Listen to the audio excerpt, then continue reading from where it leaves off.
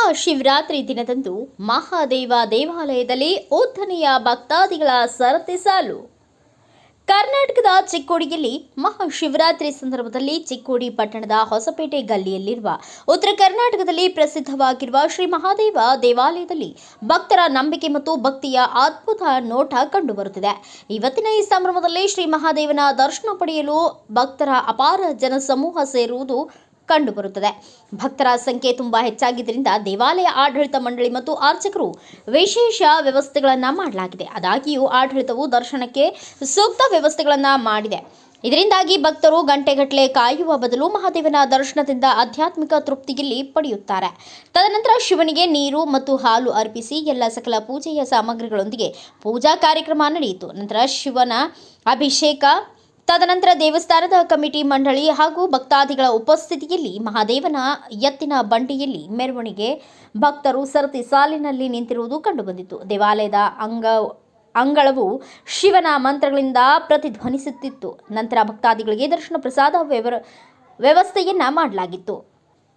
ನಂತರ ನಮ್ಮ ವಾಹಿನಿಯೊಂದಿಗೆ ಮಾತನಾಡಿದ ನಿತ್ಯ ಮಹಾದೇವನ ಪೂಜ್ಯರು ಶ್ರೀ ಎಸ್ ಶಿವಶಂಕರ್ ಶಾಸ್ತ್ರಿ ಹಿರೇಮಠ್ ಅವರು, ಮಹಾದೇವ ದೇವಾಲಯವು 3 ಲಿಂಗಗಳ ಸಂಗಮವನ್ನು ಹೊಂದಿರುವ ಭವ್ಯ ಮತ್ತು ಸುಂದರವಾದ ದೇವಾಲಯವಾಗಿದೆ. ಈ ದೇವಾಲಯವು ಪ್ರಾಚೀನ ಕಾಲದಿಂದಲೂ ಪ್ರಸಿದ್ಧವಾಗಿದ್ದು ಇಂದಿನಿಂದ ಭಕ್ತರು ಭಕ್ತಿಯಿಂದ ಪೂಜೆ, ಅಭಿಷೇಕ ಮತ್ತು ನೈವೇದ್ಯಗಳನ್ನು ನಡೆಸುತ್ತಿದ್ದಾರೆ ಎಂದರು.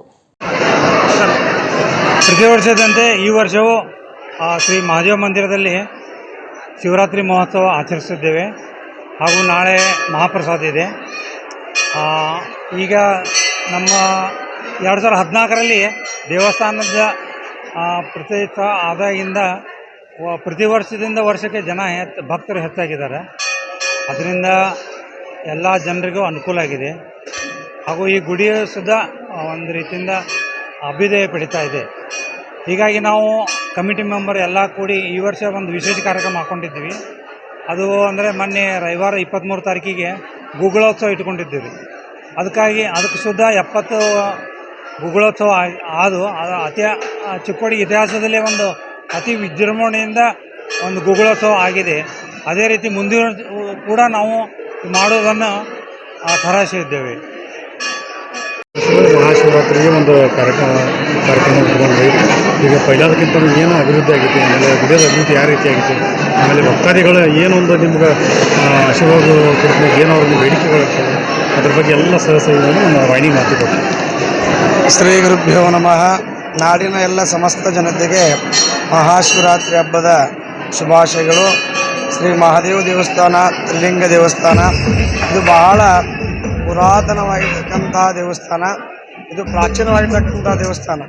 ರಾಮ, ಲಕ್ಷ್ಮಣ, ಭರತರು ಅನೇಕವಾಗಿರ್ತಕ್ಕಂಥ ಸಂಚಾರ ಸಮಯದಲ್ಲಿ ಈ ಲಿಂಗಗಳನ್ನು ಸ್ಥಾಪನೆ ಮಾಡಿ ಪೂಜೆಗಳನ್ನು ಮಾಡಿರ್ತಕ್ಕಂಥ ಭಾಳಷ್ಟು ಎಲ್ಲಿ ತ್ರಿಲಿಂಗಗಳಿಲ್ಲ. 5 ಲಿಂಗಗಳದವು, 3 ಲಿಂಗಗಳಿಲ್ಲ, 2 ಲಿಂಗಗಳದವು, 1 ಲಿಂಗಗಳದವು.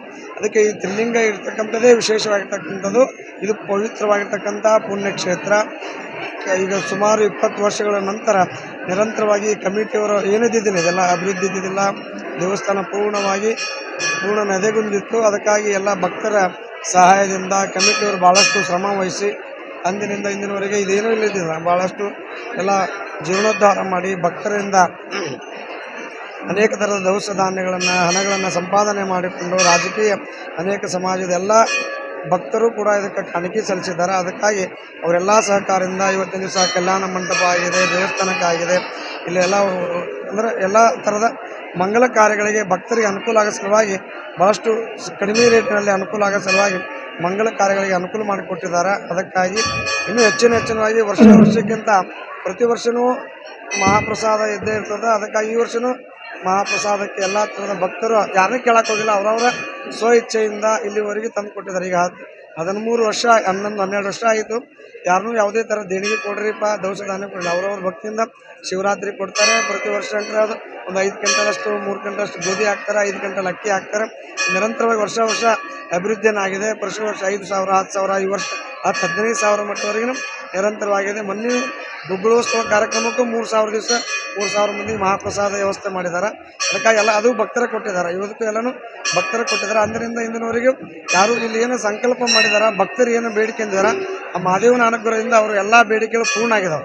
ಹಿಂಗಾಗಿ ಯಾರೇನು ಇಲ್ಲಿ ಸಂಕಲ್ಪ ಮಾಡಿ ಹೋಗ್ತಾರೆ, ಯಾರಿಗೆ ಕಮಿಟಿಗೆ ಒಳ್ಳೇದಾಗೈತಿ, ನಮಗೂ ಒಳ್ಳೇದಾಗೈತಿ, ಎಲ್ಲರಿಗೂ ಒಳ್ಳೇದಾಗೈತಿ. ಅದಕ್ಕಾಗಿ ಯಾರೇನು ಬೇಡಿಕೆ ಅಂತಾರ, ಬೇಡಿದ್ದನ್ನು ಕೊಡ್ತಕ್ಕಂಥ ಶಕ್ತಿ ಏನಾದರೂ ಇದ್ದರೆ ಅದು ಮಹಾದೇವ ದೇವಸ್ಥಾನದಲ್ಲಿ ಇದೆ ಅಂತಕ್ಕಂಥದ್ದನ್ನು ನಾವು ಆತ್ಮಸಾಕ್ಷಿಯಾಗಿ ನಾವು ಹೇಳಲಿಕ್ಕೆ ಬಯಸ್ತೇವೆ ಅನ್ನೋದಕ್ಕೋಸ್ಕರವಾಗಿ ಪ್ರತಿ ವರ್ಷವೂ ಈ ರಥ ಹೆಚ್ಚಿನವಾಗಿರ್ತಕ್ಕಂಥ ಭಕ್ತರು ನಡ್ಕೊಂಡ್ಬಂದಾರೆ. ಆ ಭಕ್ತರ ಸಹಾಯದಿಂದ ಎಲ್ಲ ರೀತಿಯಾಗಿರ್ತಕ್ಕಂಥ ಅಭಿವೃದ್ಧಿಯನ್ನಾಗಿದೆ. ಅದಕ್ಕಾಗಿ ಇವತ್ತಿನ ದಿವಸ ಎಲ್ಲ ಕಮಿಟಿಯವರು ಅದನ್ನು ವ್ಯವಸ್ಥಿತವಾಗಿ ಶ್ರಮವಹಿಸಿ ಕಾರ್ಯಕ್ರಮಗಳನ್ನು ಯಶಸ್ವಿ ಮಾಡಿದ್ದಾರೆ. ಮೊನ್ನೆ ಕಾರ್ಯಕ್ರಮವನ್ನು ಯಶಸ್ವಿ ಮಾಡಿದ್ದಾರೆ. ಅದೇ ರೀತಿಯಾಗಿ ಉತ್ಸವ ಮೂರ್ತಿ ಮೆರವಣಿಗೆ ಕಾರ್ಯಕ್ರಮವನ್ನು ಮುಕ್ತಾಯವಾಗಿದೆ. ಆ ನಂತರವಾಗಿ ನಾಳೆ ಮುಂಜಾನೆ ಮತ್ತು ವಿಶೇಷವಾಗಿ ಶ್ರೀಗಳ ದರ್ಶನ ಬಂದು ಶ್ರೀಗಳ ಅಮೃತಾರ್ಥದಿಂದ ಮಹಾಪೂಜೆ ಮಹಾಪ್ರಸಾದದ ನೈವೇದ್ಯ ಆಗ್ತದೆ. ನಂತರ ಎಲ್ಲ ಭಕ್ತರಿಗೆ ಪ್ರಸಾದ ವಿತರಣೆ ಆಗುತ್ತದೆ. ಅದಕ್ಕಾಗಿ ಎಲ್ಲ ಭಕ್ತರು ಶಾಂತಿಯುತವಾಗಿ ಆಗಮಿಸಿ ಅಂದಿನಿಂದ ಇಂದಿನವರೆಗೆ ತಾವು ಎಲ್ಲ ರೀತಿಯಾಗಿರ್ತಕ್ಕಂಥ ಮಹಾದೇವ ದೇವಸ್ಥಾನಕ್ಕೆ ತಾವು ತನುಮನದಿಂದ ಸೇವೆ ಸಲ್ಲಿಸಿದ್ದೀರಿ. ಅದೇ ರೀತಿಯಾಗಿ ಮುಂದಿನ ದಿವಸವೂ ಶ್ರೀ ಮಹಾದೇವ ದೇವಸ್ಥಾನಕ್ಕೆ ತನುಮನಧನದಿಂದ ಸೇವೆ ಸಲ್ಲಿಸಿ ಮಹಾದೇವನ ಕೃಪೆ ಆಶೀರ್ವಾದವನ್ನು ಪಡೆದು ಪುನೀತರಾಗಬೇಕಾಗಿ ಸದ್ಭಕ್ತರಲ್ಲಿ ವಿನಂತಿಸಿಕೊಳ್ಳುತ್ತೇವೆ. ಓಂ ಸಮಸ್ತ ಜನ್ಮಗಳಾಗಿ ನಮಸ್ಕಾರಗಳು.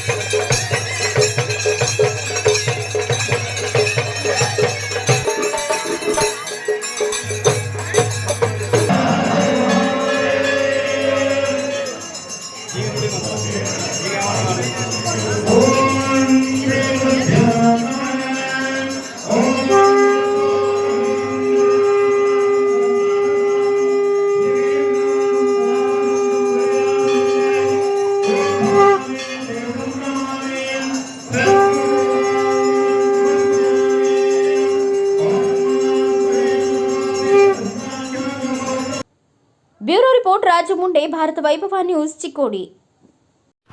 Thanks for watching. Read, discuss and debate with editor Dr. Yan Prashant Rao. Wanted reporters in print, digital and visual media for Bharat Vaibhav Daily Newspaper, BV News 5 Channel and BV Fast Web News from all the talukas of Karnataka, Goa and Maharashtra. If interested, send your resume to 9019229369.